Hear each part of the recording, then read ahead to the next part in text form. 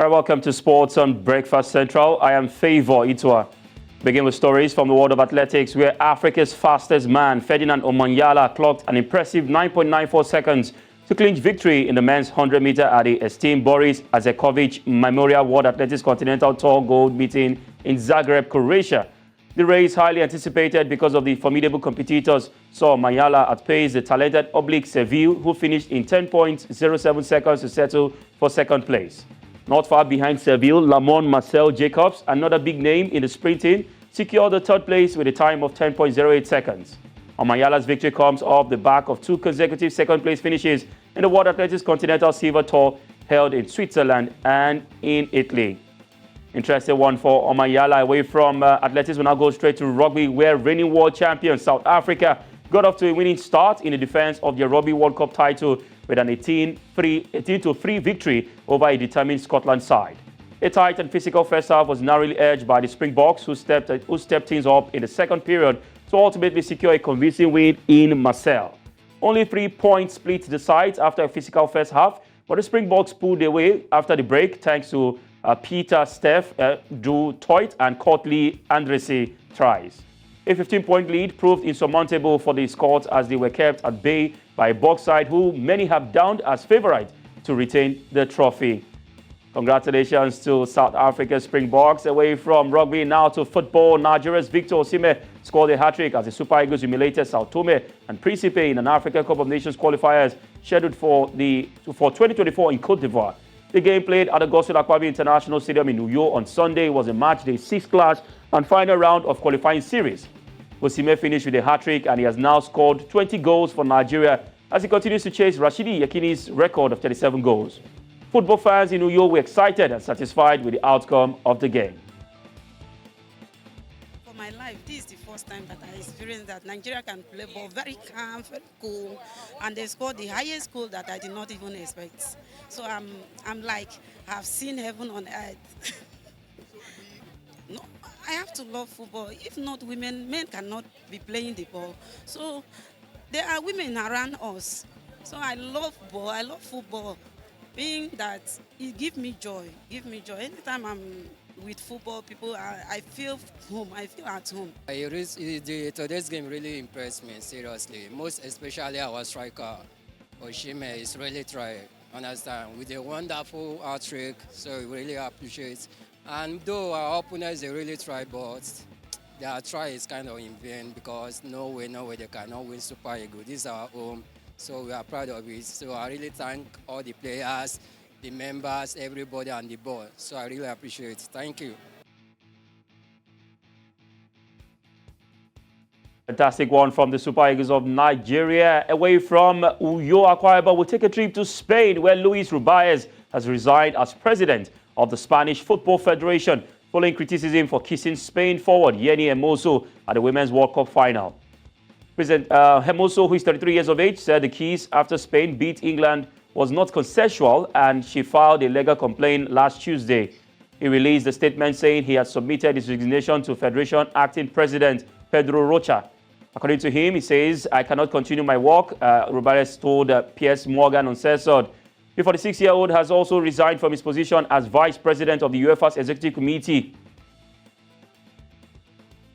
All right, that wraps it up on today's edition of Breakfast Sport. And we hope, of course, for Luis Rubiales, he would, learn from this and, of course, not allow it happen again for Luis Rubiales. And that's it on sports. And back to Olive and Osaoge.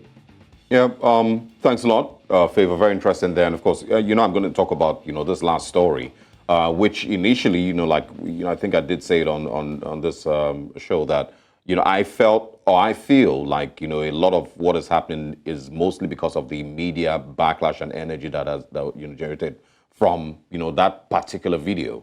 Because once again, the very first time that thing happened, she said, the very first story that leaked or that was put out, she said she didn't find anything wrong with it. She didn't feel abused until, of course, all the backlash started and all the conversation started. And I did share with Olive, a couple of days after we had that conversation, a video of, a cyclist who was, of course, on the track, you remember, and, some very popular woman, I don't know who she is, also gave him a kiss. There was no backlash. There was no problems. Nobody had any issues with it whatsoever. So I feel like this particular situation, once again, I feel it happened out of excitement. Yes, it was wrong, maybe not wrong, but it happened out of excitement in that moment that they just won the World Cup. And it was blown out of proportion, and that's why we're still talking about it. No, that may today. be not wrong part is what I don't agree with. It was wrong. Let's call a spade a spade. So why I said it might not be wrong is because, like I said that day, it is not in our culture to share kisses like that. In Europe, they may do stuff like if you watch football, every now and then you watch football, and when someone scores a goal, Favor, that they tap one player taps the other one on the butt cheek. Yeah. It's part of but here you wouldn't do that. Well, I you wouldn't play football in for Testing Balogun Stadium and tap someone's buttocks, as part of celebration. Yeah. So whatever happened there, for me, I see it as okay. Well, I mean, they're Spanish, but whatever they do, that's how they celebrate. Whatever. Favor, what are your thoughts? Well, both of you, of course, have got points. I mean, for the culture of Spain and the European world, we have always seen in the past whereby, of course, kisses are used to show affection and love. And at that moment, you look at the video closely, it was just in the spur of the moment. And initially, she came out to say it was nothing. But after the backlash, she came out to say she didn't consent to that. But at the end of the day, it's not how you see it most times, how the world see it. I mean, when you look at the world stage, he's not just about representing Spain, he's also a vice president of Uefa. So whichever the culture is in Spain, you should also know that there are things you probably should not do in public. I mean, at the end of the day, it's just about how the situation is. So I think for Luis Rubiales, he will learn from this. And we may not hear the end of this yet. It might be in the next 5 years, it'll be the truth of the situation of this issue that happened in the last few months, the last few weeks. By saying two things. One is I wonder what this would mean for his career going forward.